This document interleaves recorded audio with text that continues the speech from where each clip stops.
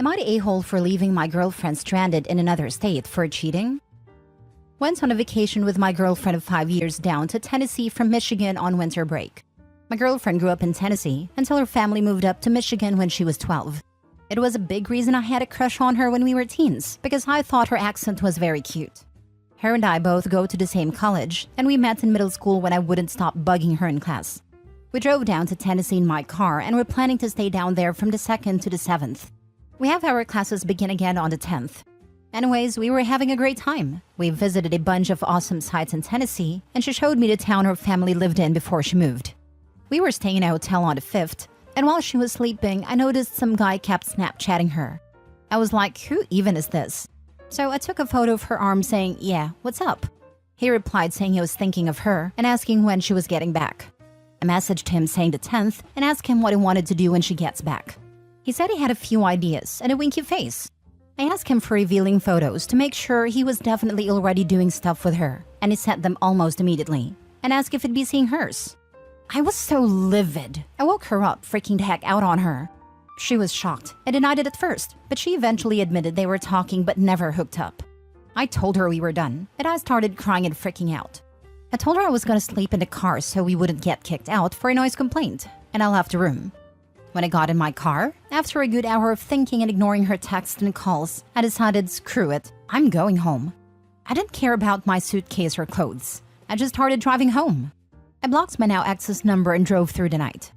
I woke up the next morning to my ex's mom calling me, freaking out about how I left her halfway across the country and how it didn't matter what she did. It's criminal negligence to leave a girl alone in that state. Well, her parents ended up driving all the way down to get her, and now my ex came up to my house today and told me they were going to try to file a criminal case against me and if not that, sue me for damages? I don't think I owed her a drive home. It's my car, my gas, and she cheated on me. Can I get in trouble from this? What I've read, it could be possible if I left her in a dangerous situation, but I left her in a hotel. Now for the top comments. She's an adult in a hotel. There was nothing criminal about you leaving her there. Her family and her are a-holes, and you leaving her lying cheating butt was deserved, not illegal. Don't worry about their empty threats. I'm worried she will embellish and cry domestic violence. Do you think she'd lie to the cops? Because I'm getting the vibe that she would.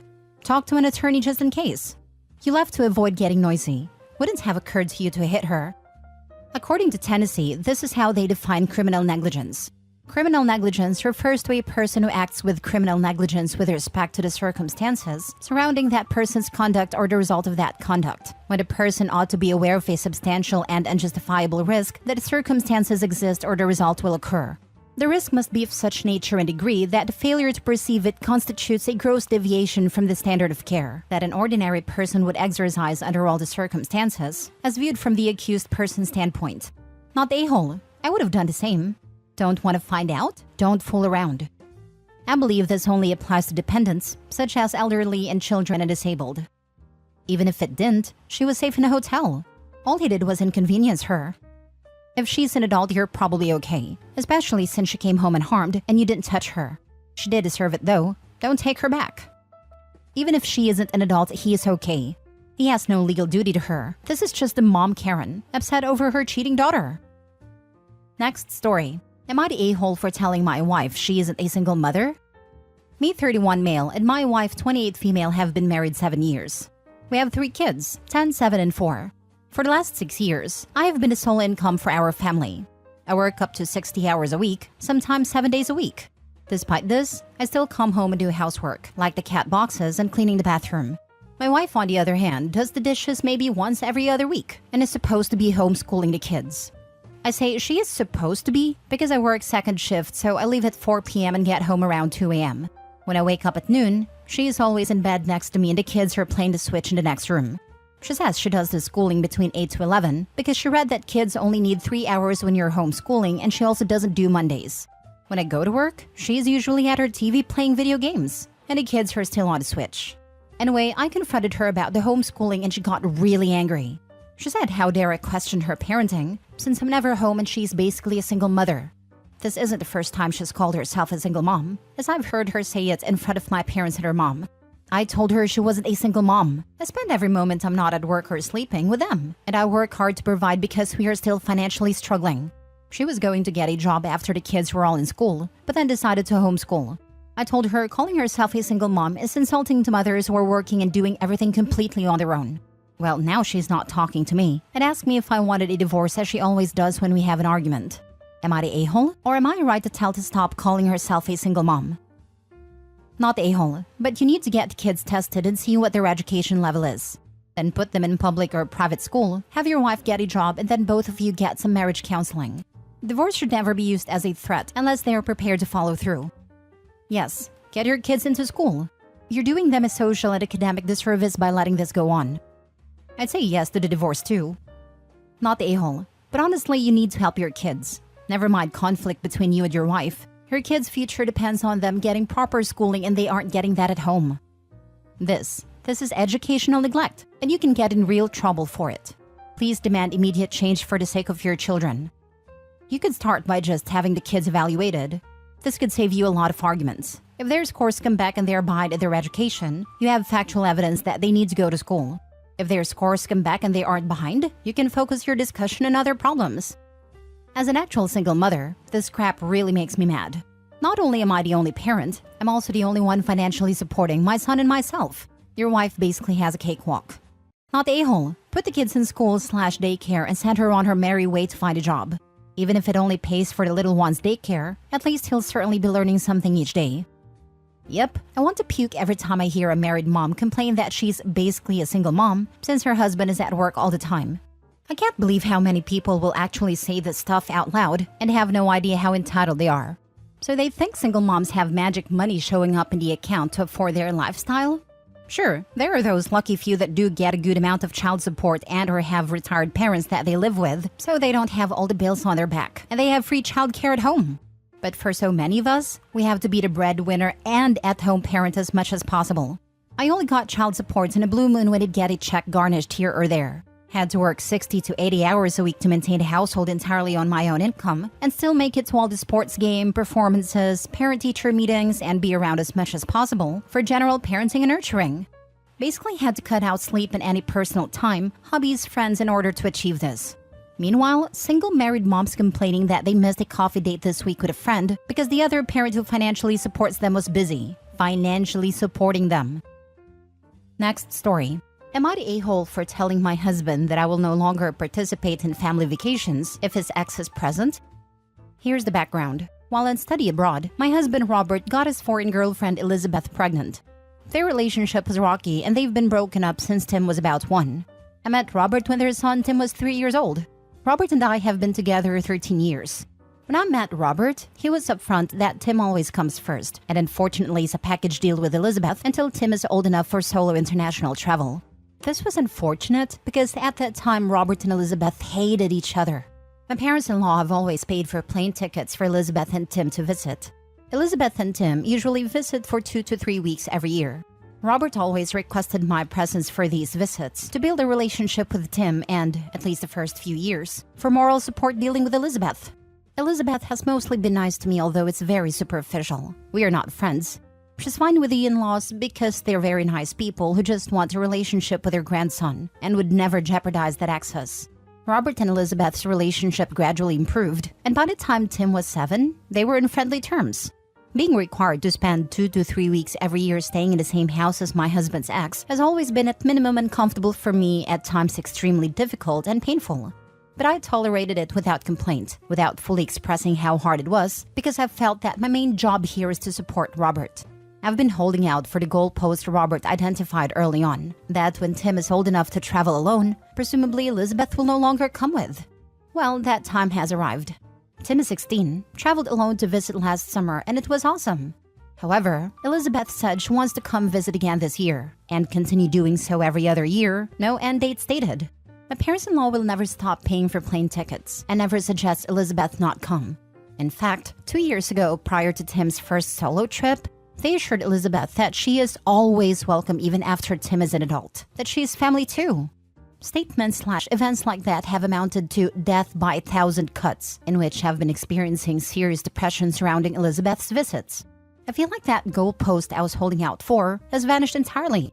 So, I told Robert that I will no longer be present for the full family vacations when Elizabeth comes. I will hang out for 1 or 2 weekends only. He knows I'm fully on board with vacations. That do not include Elizabeth though. He is hurt. Says my lack of presence shows everyone, including Tim, that I don't care. I say that a stepmother cannot form a relationship with a stepchild when the mother is present anyway. And these visits are causing me extreme emotional distress. So it's time I take care of myself. Because no one else is considering my emotions here. So Reddit, am I the a-hole? Now for the top comments. Where is she staying when she comes? With your in-laws? I just want to make sure you understand correctly. Instead of having your stepson come to visit and stay with you and your husband in your home, your in-laws hijack the trip by paying, which then forces you and your husband to go stay at his parents' house for 2 to 3 weeks in order to see his kid? Does your husband have any legal custody and does he pay child support? I feel like the child should be coming to visit and stay with you in your home at this point, but husband should be paying and arranging. Why are the grandparents doing this? This is a messed up custody situation, and it sounds like it is due to your husband relinquishing his parental control to his parents. Sounds like he's the a-hole. It's combined where they stay. The in-laws have a big house, so they host for a couple weeks, which Elizabeth prefers because that area feels more like home to her as she spent the summer there. Then Elizabeth and Tim come stay at our home for a week. The grandparents pay for the trip because they can afford it, are generous people. And if they didn't buy the tickets, Elizabeth could never afford to visit, and thus Tim. Thus, they would have no relationship with their grandson.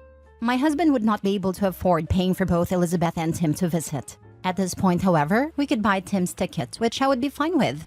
There's no possibility for legal custody given to 2 different countries. My husband has sent her money every month since Tim was born though. Would your husband be willing to pay for a ticket for just him? If so, then plan his next trip, without Elizabeth, in advance, and have your husband tell his parents that you two are hosting Tim this time. If they're truly kind and generous people, then they will accept that their son wants to be in charge of his relationship with his son now. If they are secretly people who like to be in control and or trying to get their son and ex back together, then they will show their true colors. If your in-laws insist on hosting a second visit for Tim, then let them do that. But that's their vacation, and you don't need to be part of it. And Elizabeth can stay with them. Stop hosting her in your house. Not a-hole. He laid out the boundaries on this at the very beginning and you abided by it. Everyone has a limit, and if you've reached yours, then you've reached it. You've respected everyone's feelings, and now they need to respect yours. Last story. Am I the a-hole for telling my wife if she converts to Islam, I'm divorcing her? Been married 4 years and together for 7. Love my wife with all my heart. We started dating back in high school and have been inseparable since. Back when we were first started dating, she was a Christian. I am an atheist and not super thrilled about religion in general. Well, she ended up falling out of Christianity after a couple years of dating and has gone with the agnostic label since. The last handful of months though, she seemed to be interested in Islam. She'd watch YouTube videos about it, and I noticed she had a Quran app on her phone. I asked her what's going on, and she said she's been feeling a call to be a Muslim. I asked her how and why, and she said she saw some videos of a street preacher, and it made her look into it, and now says it connects to her more than Christianity did. She's a type who goes through a lot of phases though, so I assumed it was just a phase and short-term interest. Well, the other day, she came up to me and said she wanted to get a prayer mat and wanted to try wearing a hijab. We live right outside Dearborn, Michigan, which is one of the largest hubs of Muslims outside the Middle East. She asked if I'd want to go with her to pick them up, or if I'd be okay with these things. I told her that I am not comfortable with it, and I would probably want to separate if she started wearing a hijab especially. She got pretty sad I said that and asked why, and I told her I am not interested in being with someone who is religious, especially not someone who is visibly religious to the point they won't show their hair. She said she understands why I might not like it, but threatening to divorce over it means I don't love her. I do love her, but I'm not willing to become part of the Muslim community, or to be with a woman who wears a hijab, or someone who would have to start eating halal and stop and pray multiple times a day. Christianity was okay because she wasn't overtly religious and was already wading in it by the time we started dating. She says she doesn't know what she wants to pursue, but is really upset that I'd leave her if she chose to fully convert to Islam. Not the a-hole. If she changes what the relationship is about, then the relationship has changed and there are consequences for that. If this isn't something you're interested in dealing with, then so be it. It doesn't mean that she's the a-hole either, since she can do whatever she wants with her life. But if that's incompatible with what you want to do with your life, then it makes you two non-viable as a couple. Not the a-hole. Changing your belief system is a big deal. Not the a-hole. People get divorced for all kinds of reasons. If she changes from the person you married to a different person, you don't have to stay married. If she converts to Islam, she'd probably be happier married to a Muslim anyway. If she converts and OP doesn't, they're automatically divorced according to Islam. The tenets of her new religion nullify any marriage between a Muslim and a non-Muslim, or a non-practicing whatevers. Not the a-hole. She is making a radical change in her life which will affect you. If she's going to full hijab right from the start, she will probably get into all the other things too. No alcohol, no pork, no talking with other males, bringing up children as Muslims, etc. This is big, and you absolutely have the right to say no. I speak as a Christian, but if I became fundamentalist, I could not complain if my wife refused to go along with it.